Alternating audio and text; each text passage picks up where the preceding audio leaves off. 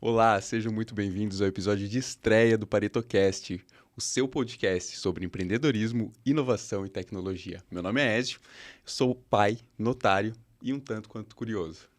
Olá, meu nome é Érida, sou mãe do Murilo e do Heitor, sou diretora de operações e inovação da Escuto, sou especialista em tecnologias emergentes e sou apaixonada por tecnologia e inovação. Olá, bravo!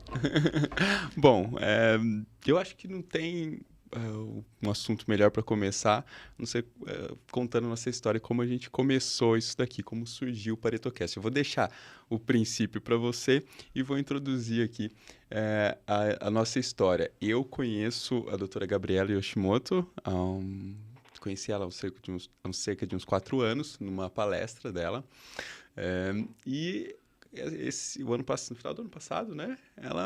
Eu postei alguma coisa, aí ela comentou da Dan e falou: Olha, essa mulher é foda, se liga nela, tá? Cola nela. Pô, beleza, deixa eu conversar com ela. Fui fuçar nos perfis da rede social, adorei o conteúdo. E a gente começou a trocar ideia desde então. E quando nos demos conta, pum, ParetoCast. Que raios é esse de Pareto, Dan? Explica pra gente. Então a gente conversou e o Ezio já tem um podcast, então ele já tem experiência e me trouxe para esse lado da força, né? E, Arrastei. Pois é, e aí a gente ficou pensando muito em qual seria o tema. Acho que logo de cara a gente já identificou que a gente tinha espaço para falar sobre empreendedorismo a partir das nossas experiências, né? E pensando em empreendedorismo, eu sempre penso nesse conceito de Pareto, que é 80-20. 80 de esforço para 20 de resultado. Mas, quando a gente começa um novo empreendimento, a gente não consegue encontrar esse 80 de resultado logo de cara. Então, acho que essa equação se inverte bastante.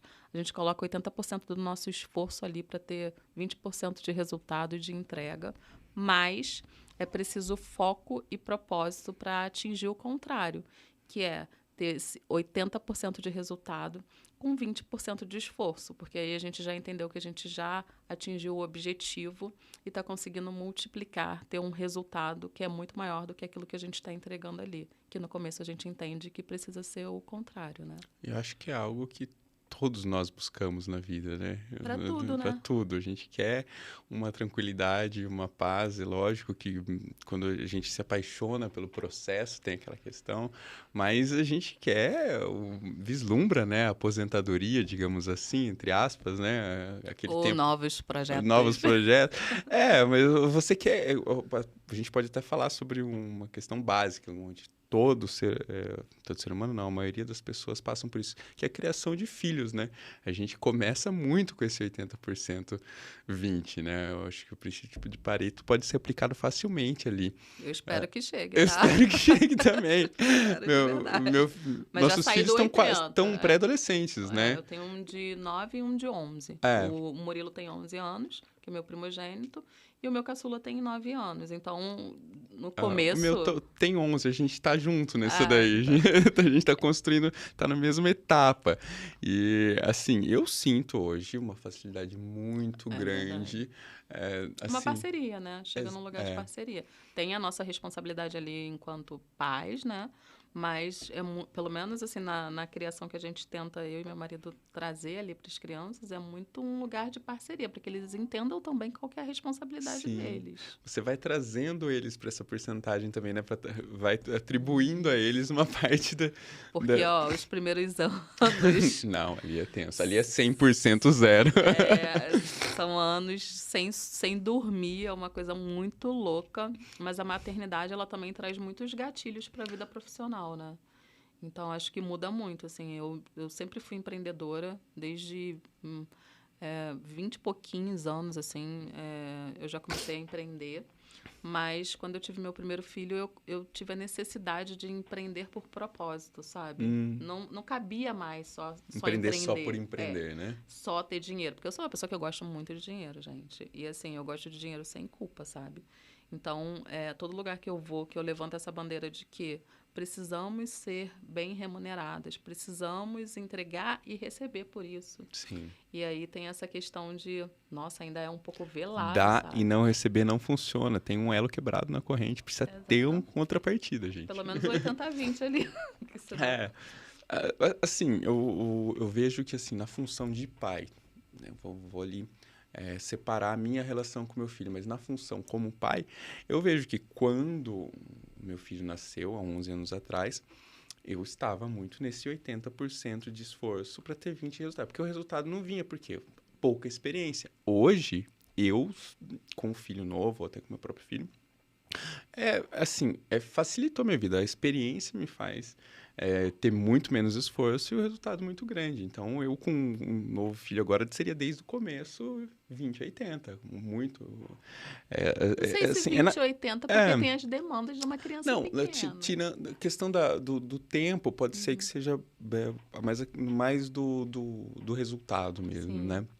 Da proporção da entrega, do que eu vou ter que me dedicar àquilo, quebrar a cabeça com novas ideias. Sim, é. Tipo, você já descobriu, já experimentou certas coisas. Sobrevive, né? Tem um Isso medo de quebrar a criança logo no E começo. trazendo isso para a carreira, Dan, hoje você é consultora, você tenta levar essa ideia para os seus clientes. Como você trabalha o princípio de Pareto no seu trabalho hoje? Eu faço consultoria de inovação, né? Então, eu... E é exatamente isso, levar o princípio de Pareto para dentro do trabalho. E como que eu consigo fazer isso? Primeiro, fazendo um diagnóstico, entendendo ali o que eu posso potencializar e otimizar. Porque muitas vezes a gente pensa em contratar super ferramentas, agora com IA, eu amo IA, tá, gente?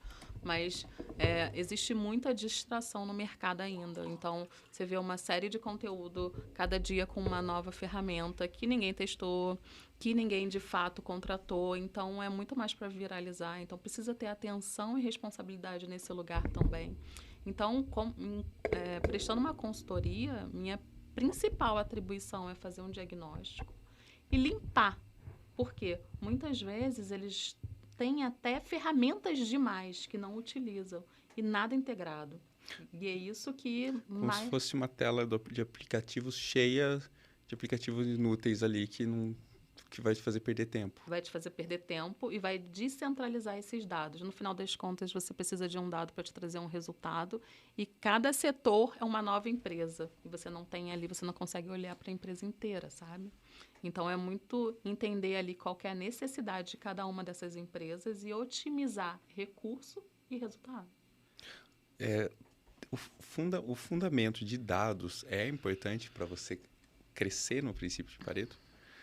Saber o que você tem, tratar esses dados, qual é onde você vê que entra na tecnologia, porque tem as tecnologias e tem a questão dos dados também que te ajudam a entender o seu processo, a estrutura do seu trabalho. O dado hoje é a nova moeda vigente. Você não consegue tomar uma decisão que seja assertiva se ela não for baseada por um dado. Qual que é a história que seus dados, que suas planilhas te contam? E se você não tem um sistema, um CRM, você pode fazer isso através de uma planilha também, que é o básico do básico ali de uma tabela dinâmica, mas você está olhando para qual indicador? Se você não está olhando para nenhum indicador, você não está extraindo nenhuma história desses dados. Então, você está indo no feeling do acerto e erro. E aí você fica muito atrás que de é quem... como eu aprendi criando meu filho. O acerto e erro. Pois é, mas aí você fica muito atrás de quem está utilizando os indicadores, quem está olhando para esses dados e está entendendo qual que é a resposta que esse dado está trazendo.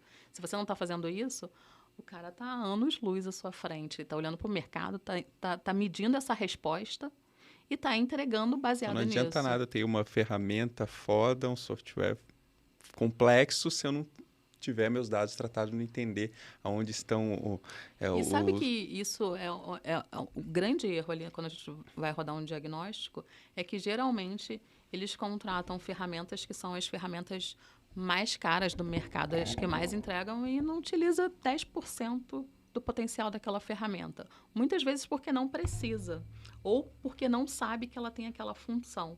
E aí tem uma outra ferramenta contratada para fazer uma outra função, uma outra que faz outra função, uma outra que conecta com os canais de aquisição. E no final das contas, não está nada integrado. E ele não tem uma resposta que seja da empresa. Ele tem uma resposta do squad X, uma resposta do squad Y, que no final das contas não se conversam.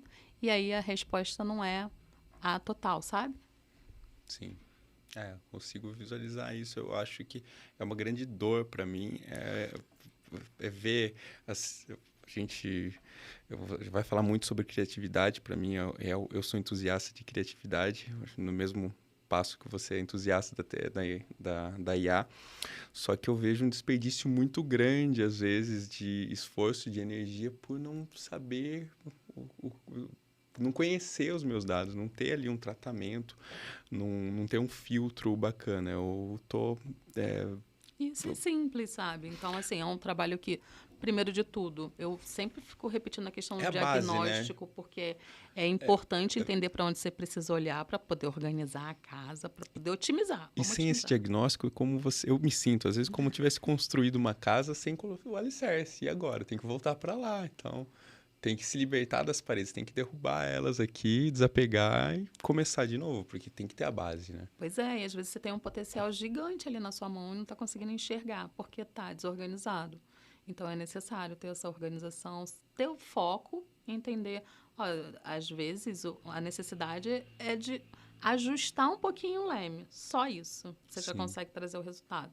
Mas se está desorganizado, você não tem para onde olhar, sabe? Acho que todo empreendedor vai, ouvindo essa conversa, vai sentir que tem algo relacionado a isso, passou por alguma situação com gargalo.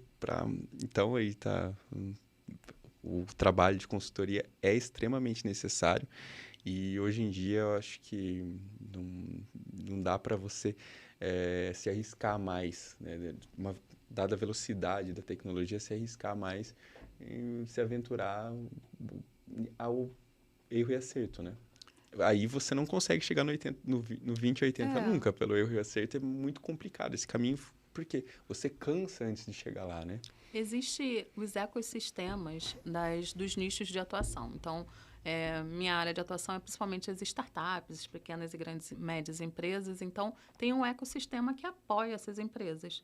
Então, é bacana identificar qual que é o ecossistema da sua área de atuação e estar próximo dessa comunidade, porque a gente acaba ganhando muito organicamente com isso, sabe? Entendendo para onde eu preciso olhar, entendendo o que eu preciso medir para tomar uma decisão assertiva, né? E entendendo que eu estou pegando um consultor que ele entende daquela área de atuação. Então, fica mais confortável até para que a coisa flua organicamente, sabe? Naturalmente, assim. Mas, uma outra moeda, além dos dados, é o networking. E você abriu falando sobre isso, como se deu aqui nossa parceria de hoje sermos anfitriões de um podcast a partir de um movimento de networking da nossa amiga Gabriela Yoshimoto, maravilhosa. Sim, que a gente quer muito ela aqui com a gente. Infelizmente, ainda não conseguimos alinhar uma data com ela, mas vai rolar. Exatamente, vai rolar, hein, Gabs? Te esperamos aqui. Então, networking é um exercício que eu sempre estimulo, porque muitas vezes a gente vê empreendedor participando de vários eventos e sai do evento sem trazer nenhum contato. Isso não pode acontecer. Nossa, ou você esteve no evento errado, ou você esteve errando no evento, né? Porque se você não fez nenhum contato, de repente você trabalha na área de, sei lá, de tecnologia e foi numa feira de artesanato e não consigo. Mas até aí dá para fazer contato, né, gente? Sempre dá. Eu mando voltar, sabe? Alguém que passou pela minha consultoria foi em um evento e voltou sem um networking. Não dá. O evento é o lugar de se conectar, é o lugar de se apresentar, é o lugar de fazer, seus cultivar clientes relações. Estão lá, né? E não é tentando vender, porque no primeiro momento não é a venda em si, é entender que tem fit, né? Então, muitas vezes é trocando uma ideia que está além da questão de negócio que você vai se conectar com um par que pensa como você, que tem um propósito parecido.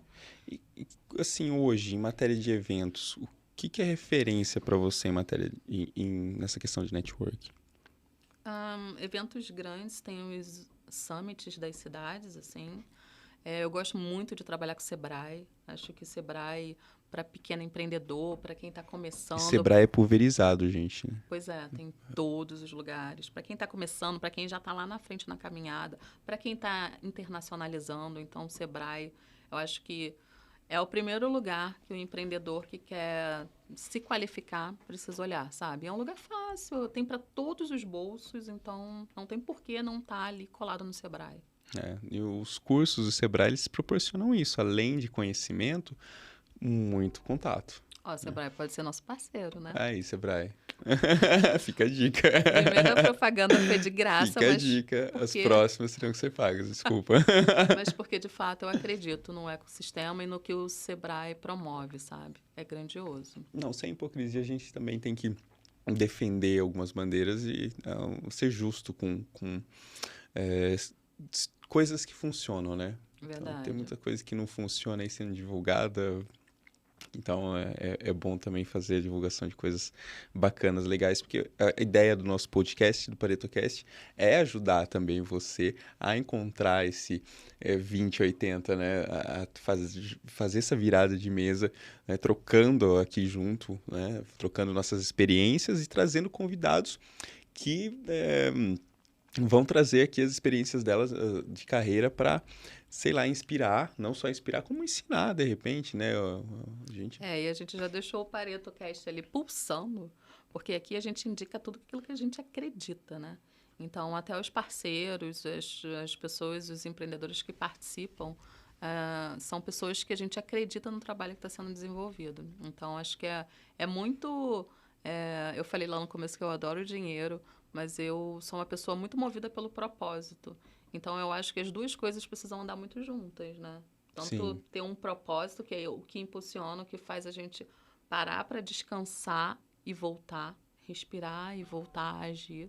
É o propósito, é essa questão do impacto do planeta também, pensar no que eu estou deixando. Principalmente, eu tenho filhos, né? São 2 meninos. Então, a responsabilidade de deixar homens melhores para as próximas gerações, sabe? Um legado, então, eu né? penso muito nisso. Sim. No que eu tô deixando de exemplo para eles mesmo no dia a dia, sabe? Planeta que você está deixando para eles, né? Exatamente. E para mim No também daqui a pouco, né? Porque assim, terceira idade, eu quero um planeta funcional, né? Pelo amor de Deus. Eu tô até hoje esperando os carros voadores. Do Jetson? Tudo é IA, inovação, e os carros voadores do ano 2000 ainda não chegaram. Embraer tá aí com algumas encomendas, né? E você tem muito essa piração com coisas super tecnológicas, assim? Tenho. Quase não, né? Pouca coisa. Você sonha com robôs? Como que é? Conta um pouco disso, dessa paixão, da sua aficção por tecnologia. Por que te atrai tanto a inteligência artificial, essa matéria? Eu sempre penso na otimização, sabe? E desde sempre, eu sempre fui apaixonada por tecnologia porque eu sempre me favoreceu, me facilitando a vida. Então, eu sou uma pessoa que eu não gosto de retrabalho.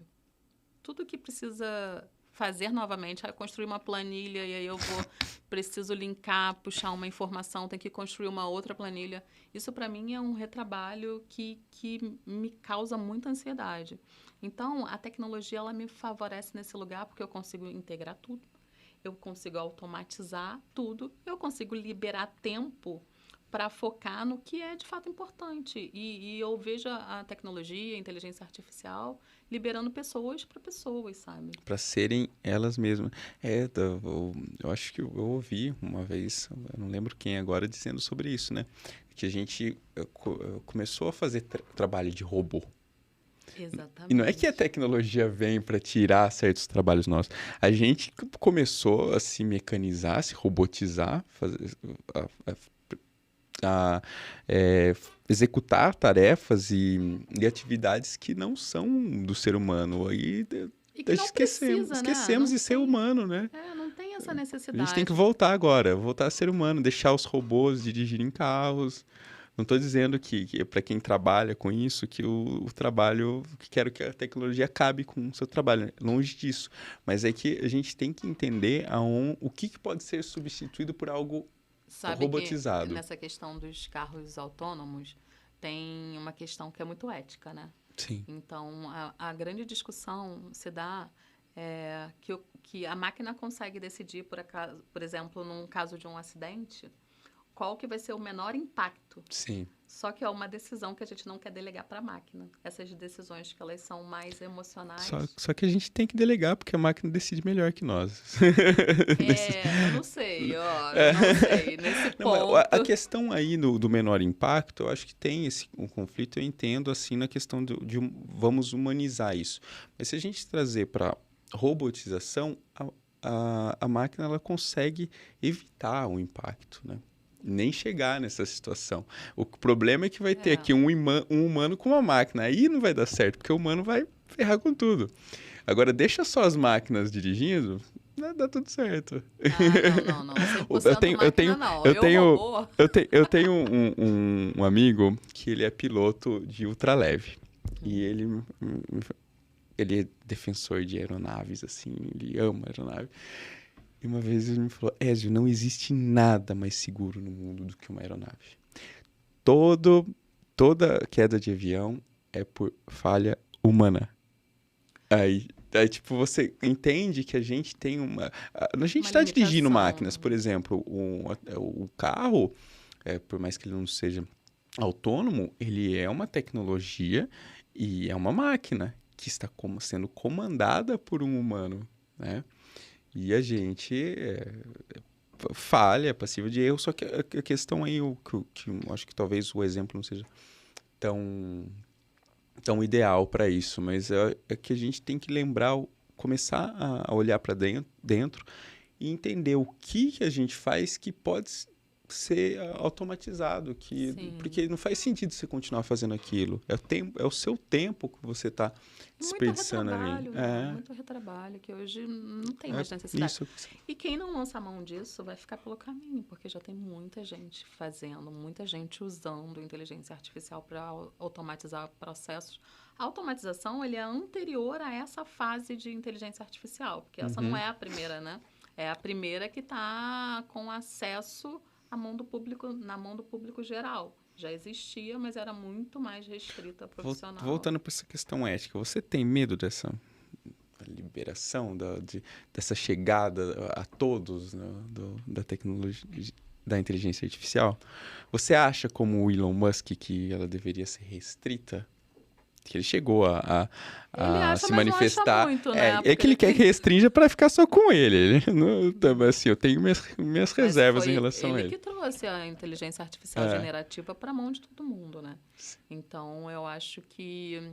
Eu não sei, eu acho que, para mim, é um grande avanço. Eu acho que as coisas vão se modificar, a maneira que a gente hoje entende o mundo. Ela vai mudar numa velocidade... Já mudou nos últimos 2 anos e vai mudar numa velocidade maior ainda. Eu acho que se eu, sei lá, fosse jogada daqui a 10 anos no futuro... Eu adoro esses papos de futuro, assim. Eu adoro uns buracos de minhoca, já seriado. Já vi, Dark. Nossa, isso é muita brisa. É aquele alemão, né?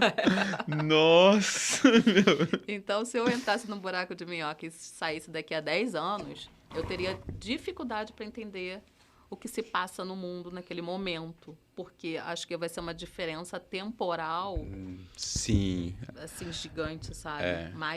Um impacto de mais de 10 anos. Vivendo é difícil acompanhar, imagina pulando, saltando, né? Mas o que não aconteceu nas últimas décadas. Se acontecesse um lapso temporal, assim, por exemplo, no começo do século para o final, teria algumas diferenças, mas nada tão significativo a ponto de você Se você sai de 1990 para 2000, nossa, internet, mas beleza, rapidinho você entende ali. Mas, sabe, se você pega um smartphone hoje e você nunca viu, assim, você não consegue utilizar só por experiência anterior, não. Imagina, você tá lá no seu Pentium 100, abrindo o Windows 95, puf, dá um apagão, você acorda, Poxa, tem um foi meu primeiro iPhone na computador, mão. sabia? Eu também. Eu colocava aquelas capinhas. Né? Que preguiça. Nossa. É horrível, enfim. E, assim, hoje a geração é touchscreen, né? Os nossos filhos, com 11 anos, eles já têm uma certa dificuldade em assimilar o que é tecla, né? Mas touch, uma geração touch. Enquanto a gente fica procurando teclado ainda. Tá deixando de ser, tá? Touchscreen. Já tá deixando de ser touchscreen para passar para processamento de linguagem natural, ou seja, a próxima era é a era da voz.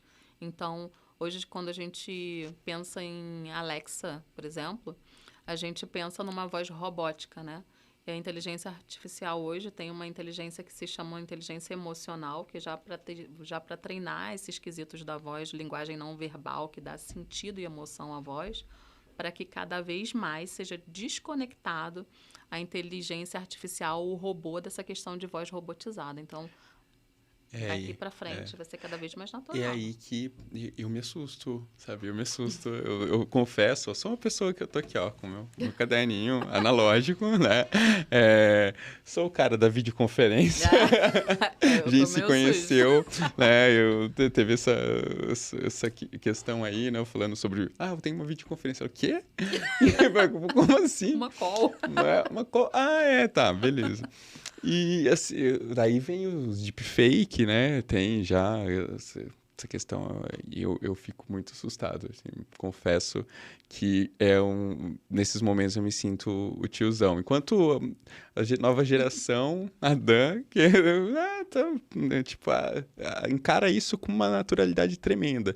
Eu acho assim que. Eu não sou nova geração, hein, gente? 43 anos. Mas está acompanhando, sabe? É difícil, assim. Eu acho que o mundo agora vai dar uma separada nessas pessoas, né? Eu quero correr atrás, eu quero que perder esse medo, porque senão eu vou ficar para trás, gente. Que... Anotei a dica aqui no meu caderninho analógico. Isso. Mas, eu falei muito sobre mim. Queria que você falasse mais um pouco sobre você. O que você faz hoje? Olha, eu faço muita coisa. Eu sou aquele tipo que faz tudo e não faz nada direito. Assim, na minha história, eu sempre fui apaixonado por comunicação. Quando eu saí ali do ensino médio, eu fui procurar a faculdade de publicidade e propaganda para fazer. Sabe aquela questão de jovem, achava que ia entrar nas propagandas da Coca-Cola. Aí comecei a fazer a faculdade, vi que não era nada daquilo, que não tinha aquele glamour todo, e era uma coisa chata, engessada, e a única matéria que eu gostava era sociologia e filosofia. Aí conheci a área do cartório, que eu trabalho até hoje, trabalho há 18 anos com isso, e me apaixonei pelo direito, né? E descobri que dentro do direito a gente pode ser comunicativo, a gente pode ser comercial, e tento dar ênfase no meu trabalho com esse meu lado. E no ano passado, assim, de uma forma inusitada, surgiu a ideia com a minha amiga Mayara do Pó de Vinho. E aí... Até hoje eu não tomei esse vinho, hein? Não tomou, mas vai tomar. A gente tem que voltar, hein, Mai? Ó, cadê meu convite pro Pó de Vinho, gente? A gente precisa voltar para a segunda temporada. A gente iniciou ano passado e agora, nesse ano, a gente tem um projetinho bem bacana também. E me apaixonei por isso. Eu acho que estou me encontrando e gosto de me comunicar e me conectar com as pessoas. E trazer conexões, sabe? Isso me fascina. E, bom, ser criativo, para mim, eu tenho uma mente muito inquieta, que às vezes até perturba, né? E aí tem que colocar as ideias no papel, tem que dar vazão a isso, porque se viver muito no mundo hipotético, cansa, né? E aí agora aqui estamos, né? mais um podcast, para mais um projeto, agora segmentado, com uma roupagem assim que eu me identifico muito, porque eu, como eu disse aqui no começo, eu sou curioso. E nada melhor para um ser curioso estar perto de pessoas, cabeças pensantes e com experiência, né? Que traz coisas novas, né?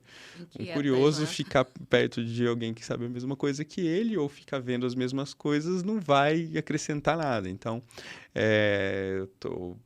a minha participação aqui é como aprendiz, com ânimos de aprendiz. Eu tenho aí, para mim, que eu vou aprender muito com os nossos convidados, que assim, olha, se vocês não pedem para esperarem, tem coisas boas vindo por aí. Você falou uma coisa muito interessante. Você falou que eu faço tudo, mas não sei nada. Não faço nada direito. Não faço nada direito.